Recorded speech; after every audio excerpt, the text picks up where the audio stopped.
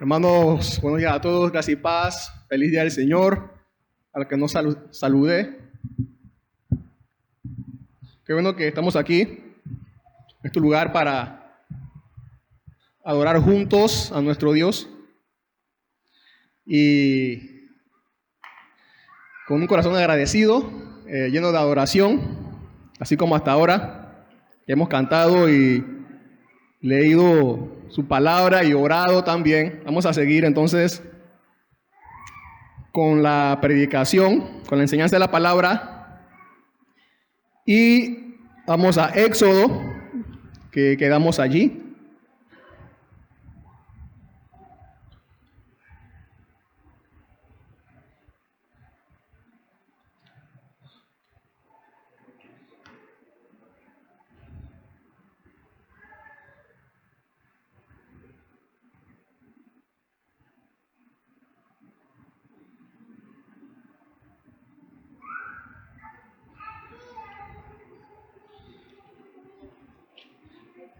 Éxodo capítulo 8, vamos a leer desde el 20, vamos a terminar el capítulo 8, pero además también vamos a llegar hasta el capítulo 9, específicamente hasta el versículo 7.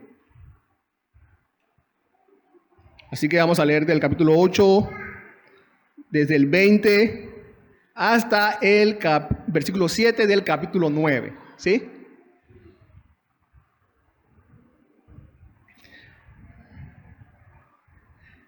Capítulo 8, versículo 20. Recuerden que la semana pasada habíamos quedado donde los magos del faraón le habían dicho al faraón y habían reconocido que todo lo que estaba sucediendo era obra del dedo de Dios.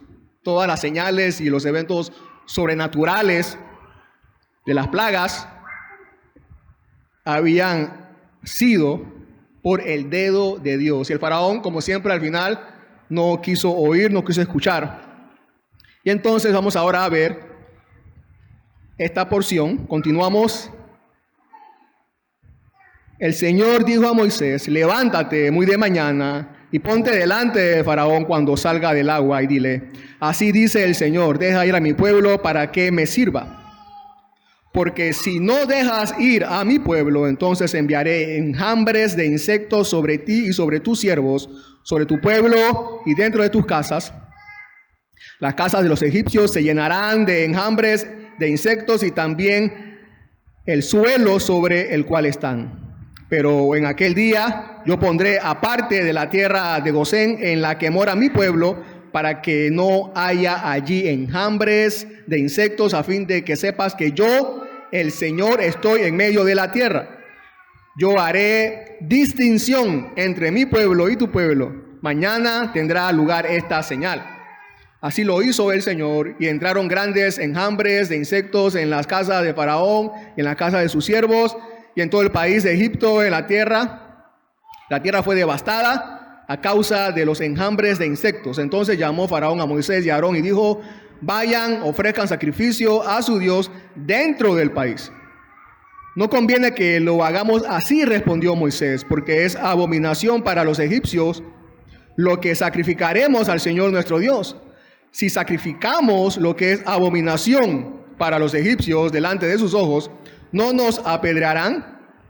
Andaremos una distancia de 3 días de camino en el desierto y ofreceremos sacrificios al Señor nuestro Dios tal como Él nos manda.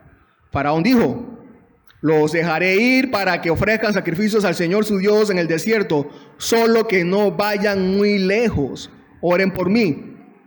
Voy a salir de tu presencia, le contestó Moisés, y rogaré al Señor que los enjambres de insectos se alejen mañana de Faraón, de su siervo y de su pueblo, pero que Faraón no vuelva a obrar con engaño, no dejando ir al pueblo a ofrecer sacrificios al Señor. Salió Moisés de la presencia de Faraón y oró al Señor, y el Señor hizo como Moisés le pidió y quitó los enjambres de insectos de Faraón, de su siervo, de su pueblo. No quedó ni uno solo, pero Faraón endureció su corazón también esta vez y no dejó salir al pueblo. Entonces, versículo 1 del capítulo 9, el Señor dijo a Moisés: ve a Faraón y dile, así dice el Señor, el Dios de los hebreos, deja ir a mi pueblo para que me sirva, porque si te niegas a dejarlos ir y los sigues deteniendo, entonces la mano del Señor vendrá con gravísima pestilencia sobre tus ganados que están en el campo, sobre los caballos, sobre los asnos, sobre los camellos, sobre las vacas y sobre las ovejas. Pero el Señor hará distinción entre los ganados de Israel y los ganados de Egipto, y nada perecerá de todo lo que pertenece a los israelitas. El Señor fijó un plazo definido y dijo, mañana el Señor hará esto en la tierra. El Señor hizo esto al día siguiente y perecieron todos los ganados de Egipto. Pero los ganados de los israelitas, ni un solo animal murió. Faraón envió a ver, y ni un solo animal de los ganados de Israel había perecido. Pero el corazón del Faraón se endureció y no dejó ir al pueblo. El título de la enseñanza de hoy es Libres con propósito, o Libertad con propósito. Libres con propósito. Libres con propósito. Estaba leyendo un artículo en que decía, que hablaba de los presos, de lo que hacían cuando salían, cuando quedaban libres. Y no es algo que no se sepa. En el artículo decía que la mayoría, o muchos de los que salían de la cárcel, o los que salen de la cárcel, vuelven a delinquir, a robar, o a asesinar en el peor de los casos, ¿no? Pero también se resaltaba ahí en el artículo lo contrario, ¿no? O más bien a uno que ya había sido contratado, aún estando en la cárcel, antes de salir de la cárcel, ya había sido contratado por una empresa que limpia parques y jardines. Algunos salen, dice, para cambiar su vida, para bien de la sociedad. Este señor, entonces resaltaba el artículo que ya había sido contratado por una empresa antes que saliera para limpiar parques y jardines. Este hombre tenía, al salir de la cárcel, ya tenía un propósito diferente. Al quedar libre, ya tenía un propósito diferente. Iba a ayudar a la sociedad, ¿no? A involucrarse en la sociedad y servir a la sociedad.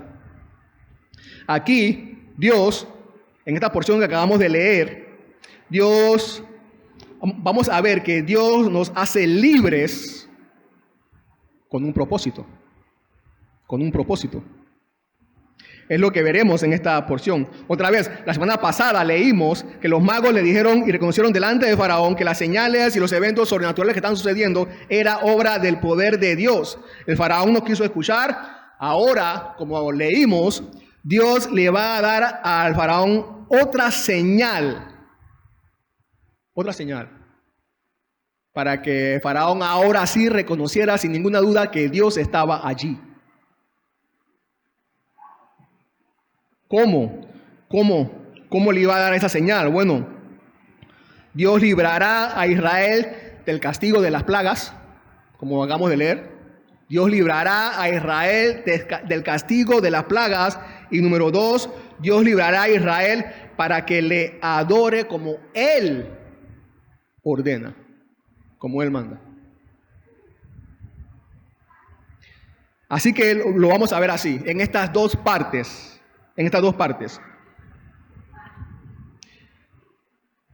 Libres para mostrar su salvación, y libres para mostrar su adoración. Vamos a verlo así. Libres para mostrar su salvación y libres para mostrar su adoración. Así que en los versículos 20 al 24 vamos a ver la primera parte, libres para mostrar su salvación. El Señor dijo a Moisés, levántate muy de mañana y ponte delante de Faraón cuando salga del agua y dile, así dice el Señor, deja ir a mi pueblo. Otra vez, ¿no? Dios envía en esta ocasión cuando salió a encontrarse allí del agua, Dios envía a Moisés y dile, así dice el Señor, deja ir a mi pueblo. El mismo mensaje, no hay otro mensaje, deja ir a mi pueblo. Que Moisés le repite y le repite y le repite y le repite al faraón, deja ir a mi pueblo. Y Dios no iba a cambiar ese mensaje. Ese es el mensaje con el que Dios estaba insistiendo, deja ir a mi pueblo, para que me sirva. ¿No? El teólogo Agustín dijo en una ocasión, conviérteme en tu esclavo, oh Dios, y entonces seré libre. De lo que hemos estado hablando, ¿no? De la libertad que tenemos al servir a Dios. Solo hay una libertad. Solamente hay una libertad. Y esta libertad solo se siente cuando servimos al Dios que nos libertó. Algunas versiones, Esta es como se conoce normalmente las plagas de las moscas. Algunas versiones dicen así, moscas, ¿no? Pero no son moscas como las conocemos nosotros, sino varias clases de moscas. Es por eso que muchos han traducido más bien insectos o enjambres de insectos. Como se dice que las moscas estaban por todas partes, en la casa de Faraón, en la casa de los egipcios, sobre la gente, en sus casas, en el suelo, en el aire, en toda la tierra de Egipto. Entonces parece que eran insectos con diferentes picaduras y por tanto de diferentes especies. Fíjense lo que dice el Salmo 105, versículo 31. El salmista, hablando de las plagas que Dios envió, dice, Él habló, o sea, Dios, y vinieron enjambres de moscas y mosquitos por todo su territorio. Moscas y mosquitos, diferentes insectos voladores. Dice entonces que habían moscas que devoraban y moscas que picaban, moscas que fermentaban y moscas que revoloteaban, zumbando en el aire, que picaban sobre los hombres, inflamando sus párpados y cegándolos. Moscas que volaban sobre el ganado. Inclusive dice que había escarabajos que arrastraban por el suelo, y quizás también abejas, avispas, avispones, que perseguían ferozmente y que picaban a las personas, ¿no? Toda esa clase de insectos era esta plaga, ¿no? Nosotros hemos visto algún video o inclusive hasta leído estos hombres, ¿no? Estas personas que domestican a estos animales o insectos voladores para obedecer sus órdenes, como las abejas, ¿no? Con su miel. ¿Cuánto más Dios, entonces? ¿Quién fue que las creó?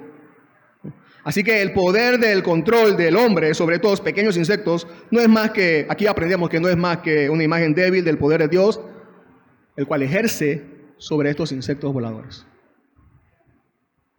Algunos comentaristas dicen que el culto a las moscas y especialmente al escarabajo era parte importante de la religión de los antiguos egipcios.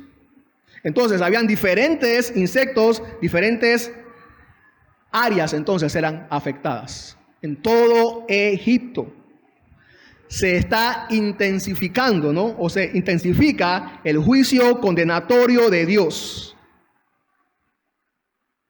Fíjense, una vez más dice, sobre ti, sobre tus siervos, sobre tu pueblo y dentro de tus casas, la casa de los egipcios se llenarán de enjambre de insectos y también el suelo sobre el cual están. Al ser diferentes clases de insectos, hubo más daño, dañaban más. Así que estos insectos que supuestamente eran admirados por los egipcios, venerados por ellos, en esta ocasión no era una bendición, sino que era una maldición para ellos.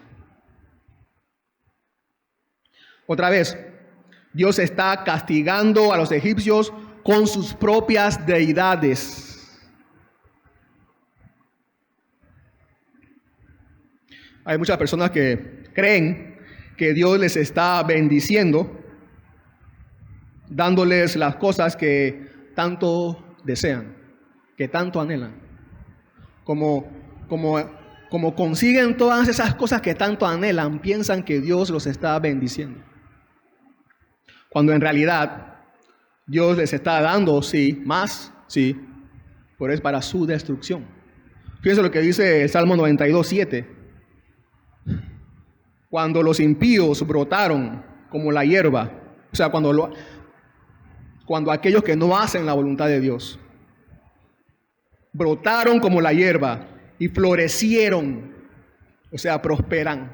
Cuando ellos prosperan, cuando prosperan o florecen todos los que hacen iniquidad, solo fue para ser destruidos para siempre. ¿Alguna vez se ha preguntado por qué tanto prosperan los malos, los que no creen en Dios, los que no les interesa a Dios? Bueno, ahí está la razón. Para ser destruidos para siempre. Ese es el propósito. Si tú no haces la voluntad de Dios, y piensas que aún así Dios te está bendiciendo porque estás prosperando, consiguiendo todo lo que quieres, estás floreciendo mucho, sí, pero solo es para destruirte. Solo es para tu destrucción, nada más. Como Dios está destruyendo a Egipto para destruirte para siempre.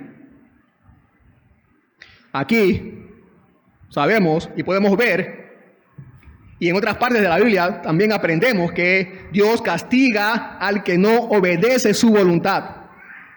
Si el emperador de un país todopoderoso no está exento a ser castigado por Dios por su desobediencia, ¿cuánto más tú? Entonces,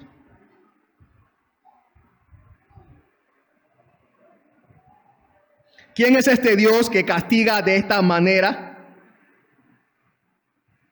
tan intensamente y a todos?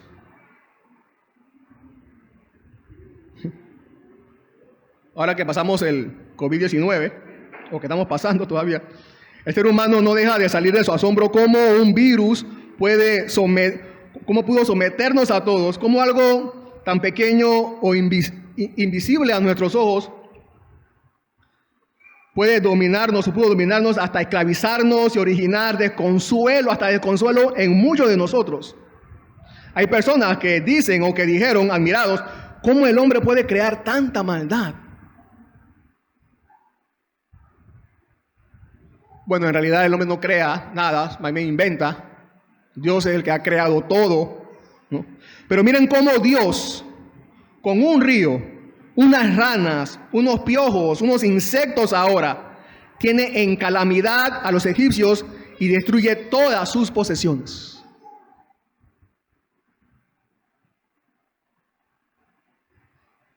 ¿Se imaginan? El COVID-19 no destruyó todas nuestras posesiones.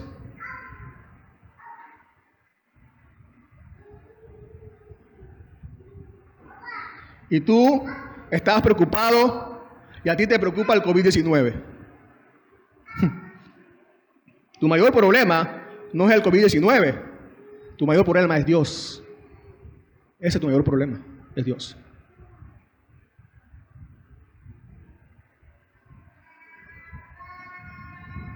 Pero en aquel día, versículos 22 y 23, yo pondré aparte la tierra de Gosén en la que mora mi pueblo para que no haya allí enjambres de insectos, a fin de que sepas que yo, el Señor, estoy en medio de la tierra. Yo haré distinción entre mi pueblo y tu pueblo. Mañana tendrá lugar esta señal.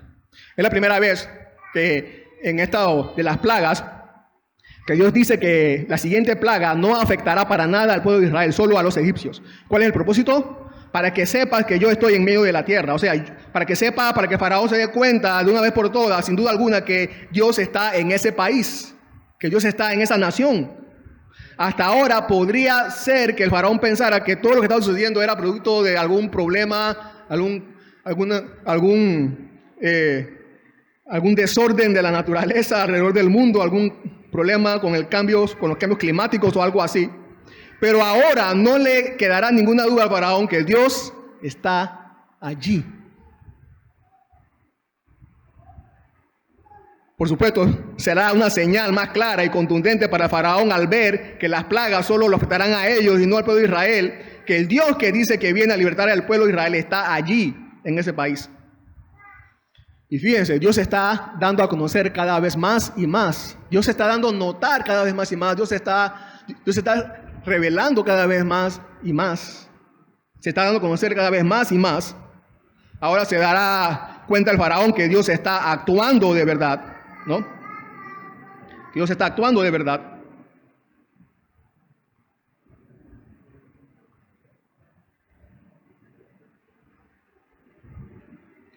Es más, nosotros hoy día, podemos notar en nuestras diferentes circunstancias que Dios continúa actuando a nuestro alrededor, mostrando que Él sigue siendo Señor de todo lo creado, Señor de las circunstancias y Señor de todo.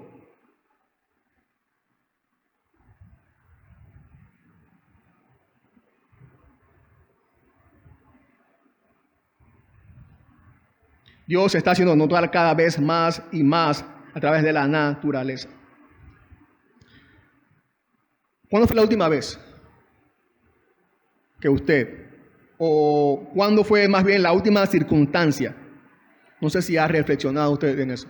¿Cuándo fue la última circunstancia que le llevó a reflexionar en el señorío de Dios sobre usted y sobre su creación? ¿Puede recordar la última circunstancia que usted vivió, que le llevó a recordar que Dios es Señor y creador de todo? Yo haré distinción entre mi pueblo y tu pueblo, le dice Dios a Faraón. La palabra distinción significa redención. Yo haré redención, le dice Dios al Faraón, entre mi pueblo y tu pueblo. O sea, yo libraré, yo redimiré, yo libraré a mi pueblo de esta plaga. Es lo que Dios le está diciendo a Faraón, ¿no? De aquí en adelante el pueblo de Israel será librado de las plagas siguientes. Sabemos entonces que los israelitas habían experimentado las primeras plagas, por lo menos eso es lo que nos da a entender, junto con los egipcios, sufriendo lo mismo que los egipcios. Algunos comentaristas creen que esto fue permitido por Dios para disciplinar al pueblo de Israel por su incredulidad al inicio, como una disciplina para ellos, ¿no? Pero ahora Dios haría distinción, redimiría, libraría a su pueblo de las plagas. Esta palabra distinción para nada es hoy aplaudida, ¿no? Distinción, hacer distinción. Hoy hacer cualquier distinción entre personas es mal visto, censurado y hasta castigado, ¿no? Hay mucha gente que leería estas palabras de Dios aquí y acusarían a Dios de injusto y hasta de discriminatorio,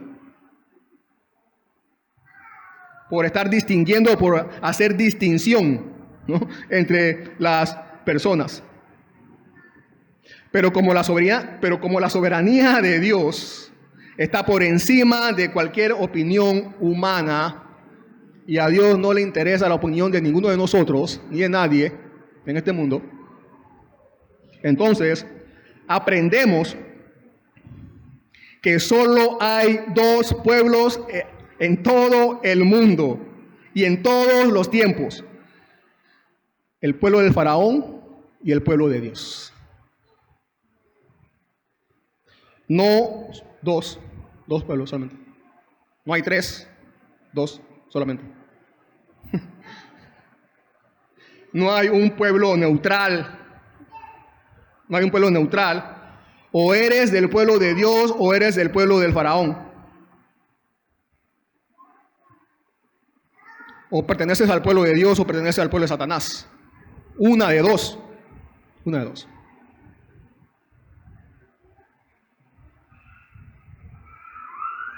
Yo haré distinción, dice el Señor. Las plagas no tocarían al pueblo de Israel.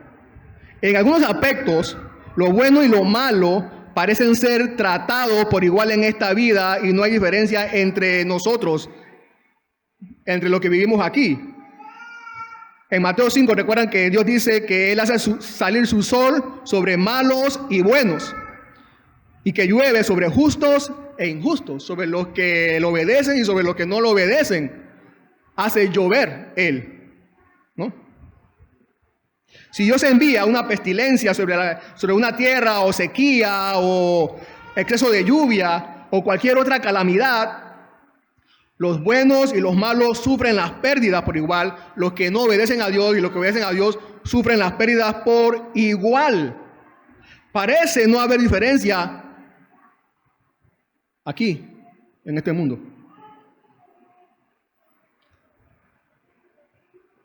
A los no cristianos le dio COVID. A los cristianos también le dio COVID. Pero la diferencia no está en las cosas materiales que podemos conseguir o no podemos conseguir. No está en los aspectos físicos o en los aspectos intelectuales, sino en la promesa de salvación. Ahí está la diferencia y la distinción. En la promesa de salvación. Nosotros tenemos la promesa de salvación. No todos tienen la promesa de salvación. De salvación eterna, ¿no? Aquel que es libre del castigo, aquel que ha sido hecho libre del castigo eterno por Dios, experimenta un sorprendente alivio sin igual y eterno. Todas sus preocupaciones son aclaradas, todos sus miedos se disipan y todos sus desconsuelos son calmados. Todas nuestras preocupaciones han sido aclaradas. Todos nuestros miedos han sido disipados. Y todos nuestros desconsuelos han sido calmados por su promesa para nosotros.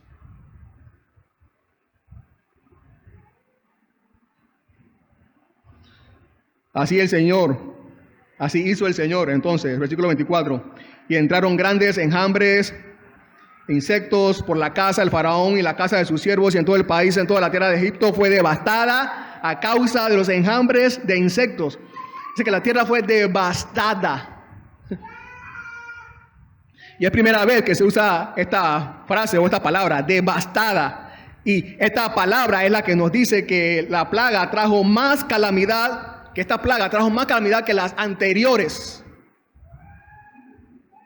De esta plaga fue la que Dios salvó al pueblo de Israel, de la devastación. Una versión dice, todo se volvió un caos. Otra versión dice, la tierra quedó arruinada. La palabra también se puede traducir como destruida o estropeada. Todo quedó estropeado, todo quedó arruinado. Todo quedó destruido. La tierra fue devastada, la tierra de Egipto, ¿no? Dios hizo ¿se acuerdan? Una devastación anteriormente, hace años atrás de eso, con Noé, ¿se acuerdan? Fue de mayor escala y fue con el agua. Dios devastó todo. Algunos creen que esto de las plagas es un mito o fábulas, ¿no? Pero si Dios hizo al mundo, puede hacer cualquier cosa con el mundo. Y si Génesis 1:1 es verdad, en el principio creó Dios los cielos y la tierra, entonces todo el resto de la Biblia es verdad también. Así que dice que se quedó devastada la tierra, todo fue echado a perder. Se dice que muchos de los habitantes fueron destruidos, probablemente murieron picados por estos insectos venenosos, no solamente sus posesiones, también muchos de ellos murieron. El Salmo 78, 45, el salmista dice de esta plaga así: envió entre ellos enjambres de moscas que los devoraban. Los devoraban. Las deidades de los egipcios estropearon su vida. Bueno, Dios hizo que las deidades de los egipcios destruyeran toda su vida. Fue Dios quien lo hizo. El faraón creía que tenía devastado al pueblo de Israel, hasta que llegó Dios y Dios le enseñó al faraón lo que es estar devastado.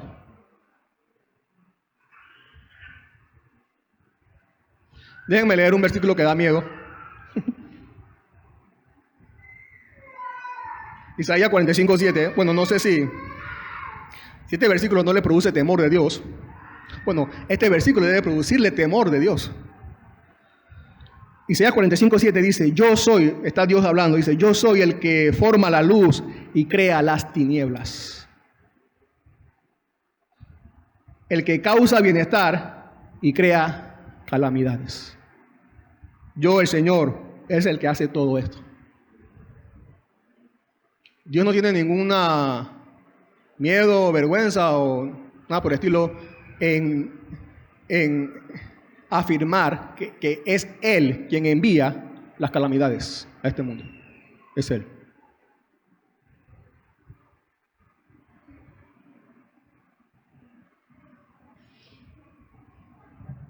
El diablo devasta, pero Dios devasta más.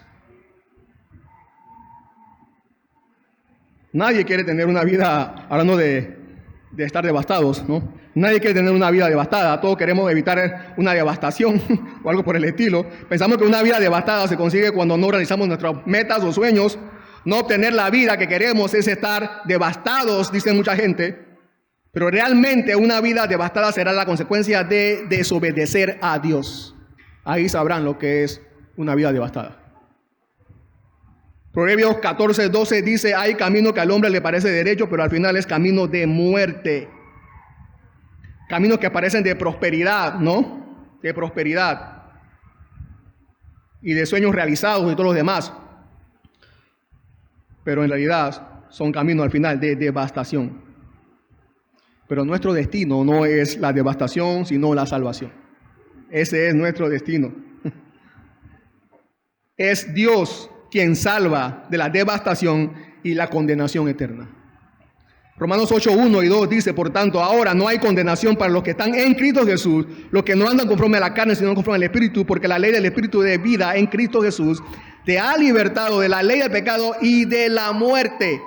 No hay condenación, no hay castigo para los que están en Cristo Jesús. No para todos, para los que están en Cristo Jesús. Estamos en Cristo Jesús, libres de la condenación, de la muerte eterna. Esta plaga, la plaga del castigo eterno, no puede tocarnos. No tocará. Él, Dios, nos ha librado de ella para mostrar su salvación a todos y para siempre. Así que Dios nos libra para mostrar su salvación. Pero también Dios nos libra para mostrar su adoración. Versículo 25 en adelante. Esta es la segunda parte. Entonces llamó Faraón a Moisés y a Aarón y dijo, vayan, ofrezcan sacrificio a su Dios dentro del país. En esta cuarta plaga se dieron cuenta que el faraón no pierde tiempo llamando a sus magos, ¿no? Y aunque pasa directo a llamar a Moisés y a Aarón, los llama para que quiten la plaga, ¿no? Entonces el faraón comienza como a negociar con ellos y a negociar la adoración del Dios del pueblo de Israel. ¿Cómo adorar al Dios del pueblo de Israel? Y ese es el problema de faraón. Tratar de negociar la adoración a Dios. Claro, el faraón tiene en su mente nublada por su orgullo y maldad, y él sigue creyendo que él es dueño del pueblo de Israel, y que cualquier otra actividad que no sea servirle a él sale sobrando o está subordinada a su criterio. Por eso cree que pueden negociar con Moisés y Aarón o con Dios cómo adorar a Dios, ¿no? No es importante que salgan de aquí para adorar a su Dios. Pueden hacerlo aquí en la tierra. Recuerden que el faraón era sabio. Recuerden, el faraón era muy sabio. Así que ¿quién podía argumentar contra su sabiduría de que, aquí lo pueden hacer, aquí no tienen que irse para allá, ¿no? Qué práctico, ¿no? El faraón, ¿no? Qué sabio, qué práctico el faraón.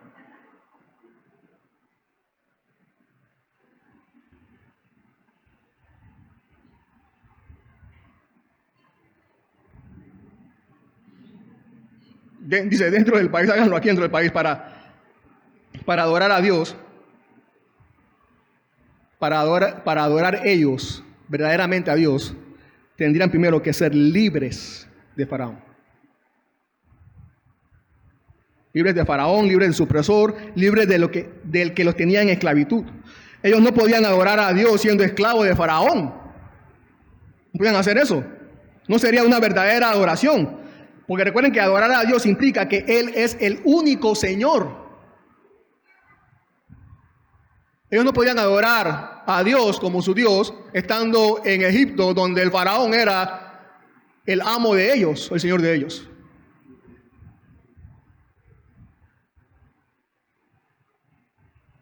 No se puede adorar a Dios siendo esclavos del pecado. No hay una verdadera adoración a Dios si tú continúas siendo esclavo del pecado. Si alguien es esclavo del pecado, no puede adorar a Dios verdaderamente. Tiene que ser primero libre de la esclavitud del pecado para entonces poder adorar a Dios verdaderamente. Solo los que Dios hace libres pueden agradar a Dios con su adoración. Solo esa adoración es verdadera hacia Dios. Proverbios 15:8 dice, el sacrificio de los impíos, o sea, de los que no hacen la voluntad de Dios, es abominación al Señor. O sea, la adoración de ellos, Dios aborrece. Pero la oración de los rectos, o sea, de los que hacen la voluntad de Dios, es su deleite. Romanos 6:8, el apóstol Pablo dice, y habiendo sido libertados del pecado, ustedes se han hecho siervos de la justicia de Dios. Y Santiago 4:4 dice, oh almas adúlteras, ¿no saben ustedes que la mitad del mundo es enemistad hacia Dios? Por tanto, el que quiere ser amigo del mundo se constituye en enemigo de Dios. No puedes tener la misma relación con Dios y con la misma relación con el mundo y con tu pecado. No puede ser. No puedes tener dos señores. No puede ser tu Señor y también que yo sea tu Señor. Eso no se puede. No se puede. Así que no son los que simplemente creen que Dios existe, sino los que Él ha hecho libres, los que de verdad adoran a Dios. Dios te ha hecho libre a ti de la esclavitud del pecado. ¿Cómo sabes? Bueno, mostramos que Él ya nos ha hecho libres porque ya nuestras vidas son un sacrificio de adoración a Dios. Si nuestras vidas son un sacrificio de adoración a Dios, es solo porque Él nos ha libertado del pecado.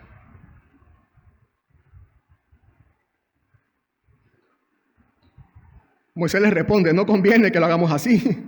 Respondió Moisés, porque es abominación para los egipcios lo que sacrificaremos al Señor, nuestro Dios. Si sacrificamos lo que es abominación para los egipcios delante de sus ojos, ¿no nos apedrearán? Andaremos una distancia de 3 días de camino en el desierto y ofreceremos sacrificios al Señor, nuestro Dios, tal como Él nos manda. Ovejas, becerros, carneros, ustedes saben, era lo que ellos iban a sacrificar a Dios, el pueblo de Israel, y estos animales eran sagrados para los egipcios. No eran parte de los que ellos veneraban. Estos eran los sacrificios de animales que iban a ofrecer el pueblo de Israel en el desierto. Los egipcios eran, parece ser, como hemos visto hasta ahora, defensor de los animales, ¿no? Defensor de los animales. Como hoy día, ¿no? Como defensor de los animales, sí, ¿no? Yo me imagino, ¿no? A los egipcios diciendo qué inhumanos esos israelitas, ¿no? Toda la creación es sagrada. Toda la creación es sagrada, ¿no? Dios está en todo y todo es Dios. Son unos desalmados esos israelitas. Es como la crítica que hoy se nos hace a nosotros, los cristianos, de muchas partes, ¿no? ¿Cómo es posible que un Dios mate a su hijo? ¿Qué ridiculez más grande es? ¿Qué atrocidad ese Dios, no? Un padre bueno no mataría a su hijo. Solo un Dios desalmado puede matar a su hijo. Por eso yo no creo en ese Dios.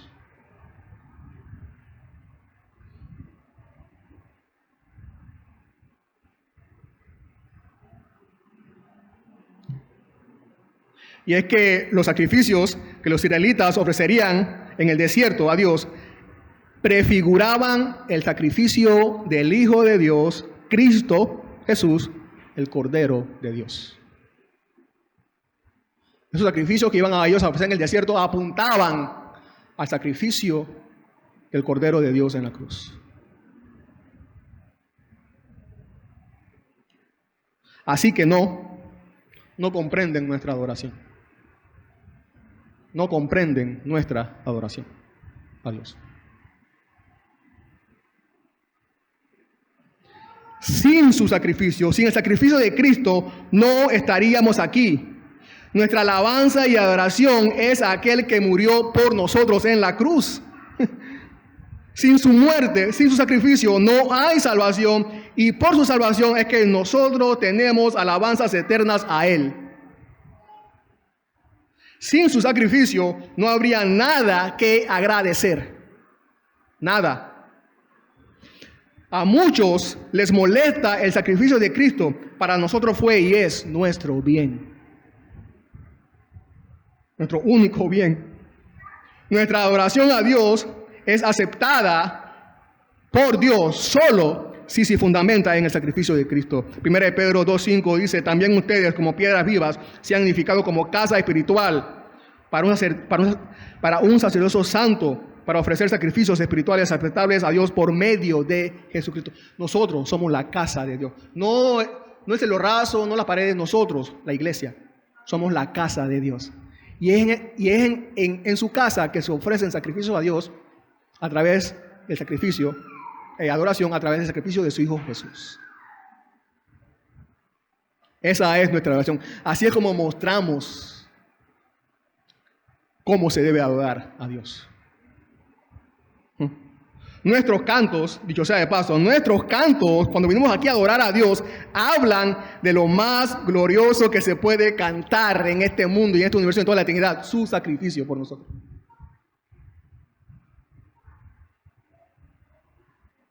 Su sacrificio es nuestra única razón para cantar el más hermoso de todos los cantos aquí en todas partes. Ese canto que dice: yo no, sino Cristo. Yo no, sino Cristo. No hay obra más grande que alguien pueda hacer por nosotros. Por eso no tenemos otra razón para adorar cantando o para cantar que no sea de su gran amor al morir por nosotros en esa cruz. Él nos dio vida, nos perdonó nuestra gran rebelión. A Él únicamente serán entonces nuestros cantos y adoración. A nadie más. A nadie más.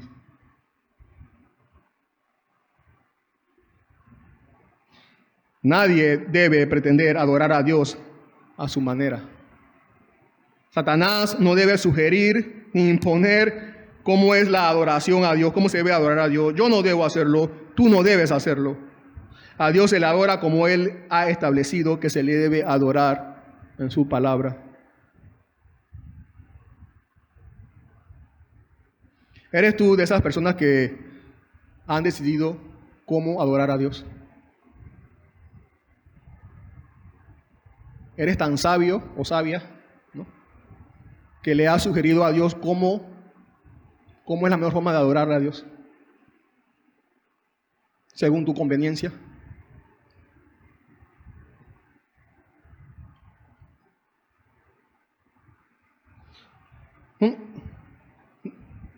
No necesito ir al templo para adorar a Dios. No necesito. No necesito leer la Biblia para adorar a Dios. No necesito orar para leer a Dios. No necesito la iglesia para adorar a Dios. Para ti es solo suficiente creer que Dios existe. Eso es intentar negociar como lo está haciendo Faraón con Dios, cómo le vas a adorar a Dios. Dios no admite sugerencias acerca de cómo debería ser adorado. O le adoras a Dios como Él ordena, o no, o te adoras a ti mismo. Otra vez, ¿dónde se encuentra cómo adorar a Dios? Como Él ha establecido en la palabra de Dios, en la Biblia. Faraón dijo, los dejaré, sigue negociando, los dejaré para que ofrezcan sacrificio al Señor, su Dios, en el desierto, solo que no vayan muy lejos, oren por mí, o eres libre o no eres libre. Dios, ¿saben? Dios no demanda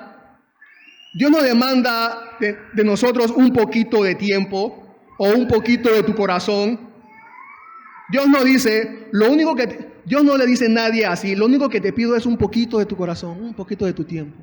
Por favor, permíteme. No. Él es Dios. Algunos dicen a Dios, bueno, Dios, te voy a adorar con un poquito de mi tiempo nomás, no puedo ir más allá porque tengo cosas más importantes que hacer, tú sabes, mis metas, mis diversiones, mis amigos.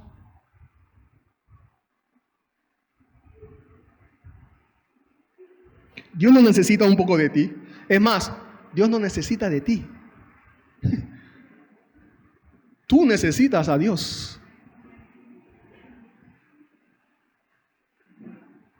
Alguien dijo, ninguna vida consagrada puede mantenerse en los límites del mundo, en los límites de la iglesia. Y es por eso que también nosotros debemos recordar, los cristianos, el pueblo de Dios, también tenemos que recordar que no es un poquito de Biblia, un poquito de oración, un poquito de iglesia, no. Todo lo que hacemos debe girar alrededor de nuestro Señor. Si el Señor Jesús gira alrededor de nuestras cosas, entonces Él no es nuestro Señor. Él no es nuestro Señor. Nosotros mostramos al mundo cómo Él quiere su adoración cuando mostramos que Él es nuestro Señor. Y dice Faraón, oren por mí. El Faraón quiere la bendición de Dios sin la obediencia total a Dios.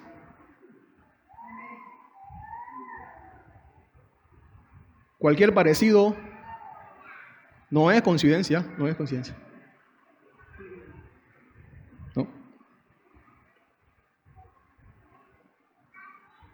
Recuerden que la decisión del Faraón, el 32, 29 al 32, ¿no? El Faraón no vuelve a obrar, Moisés le dice al Faraón que no vuelva a obrar con engaño, no dejando ir al pueblo a ofrecer sacrificio al Señor. Y el Señor hizo como Moisés le pidió, quitó los enjambres de insectos, no quedó ni uno solo, pero Faraón endureció su corazón también esta vez y no dejó ir al pueblo, ¿no? Recuerden que Faraón tomaba sus decisiones basadas en sus pasiones, ¿no? Él era un hombre que se conducía según lo que le convenía a él. Así él prometía y después no le interesaba romper su promesa, ¿no? Moisés, por otra parte, él cumplía con su deber, con lo que Dios le envió a hacer, ¿no? Él era fiel a su palabra, el Faraón no. Así que nos engañan, nos fallan, se burlan de nosotros. Nosotros actuamos y seguiremos fieles para agradar a Dios, no al hombre. Recuerden que nuestras acciones muestran la clase de Dios al que adoramos, un Dios fiel a su palabra. Tenemos un solo corazón y ese corazón quiere ser fiel a Dios siendo fiel a los demás. No importa cómo ellos sean con nosotros. Entonces, en los versículos 1 al 7 del capítulo 9, para terminar, haciendo un resumen, dice que Dios libró al pueblo una vez más, ¿no? Murieron los ganados de los egipcios con estas pestes que Dios le envió. El faraón envió a ver si era cierto, ¿no? Para corroborar si el ganado de los israelitas estaban sanos y salvos.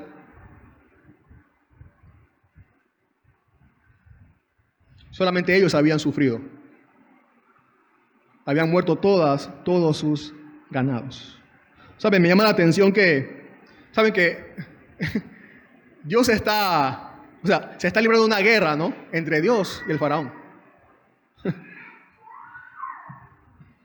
El pueblo de Egipto está siendo atacado por Dios.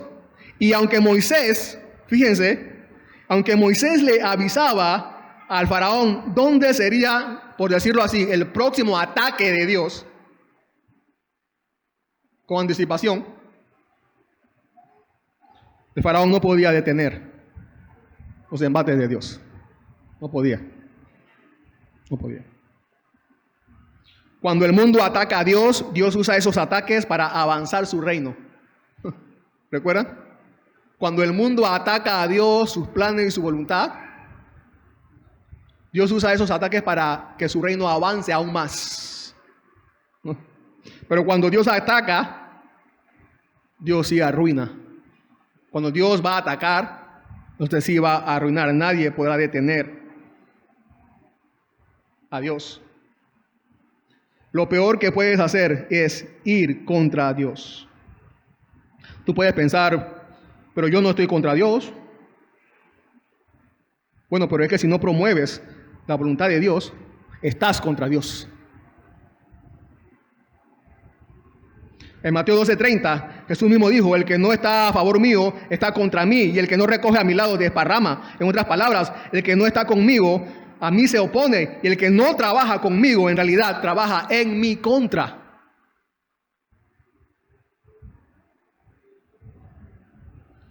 Así que también el faraón se dio cuenta que Dios estaba en Gosén con el pueblo de Israel. Pero Dios estaba allí en forma de bendición a su pueblo, cuidando a su pueblo, salvando a su pueblo, no castigándolo como a ellos, sino bendiciendo a su pueblo.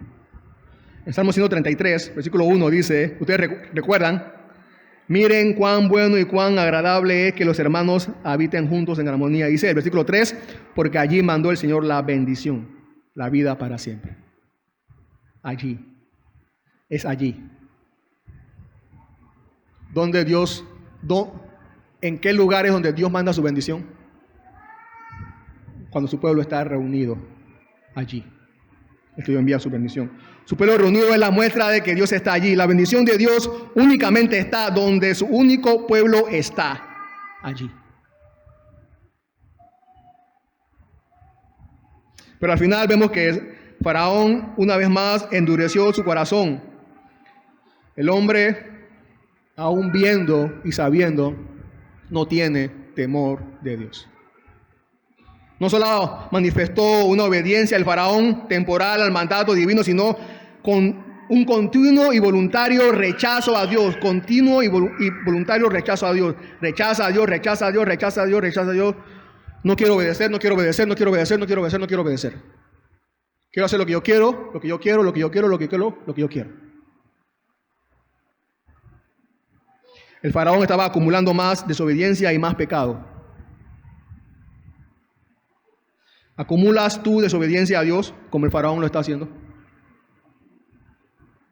Si lo haces, algo es cierto y justo.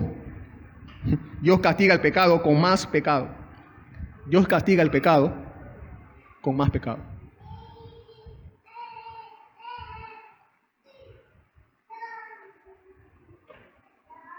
Si es así, entonces pídele a Dios que te saque de esa condición. Hermanos, hermanas, entonces Él nos ha hecho libres para mostrar su obra extraordinaria de salvarnos. Y tenernos como su pueblo. Dios nos ha hecho libres para mostrar su obra extraordinaria de salvarnos y tenernos a nosotros como su pueblo.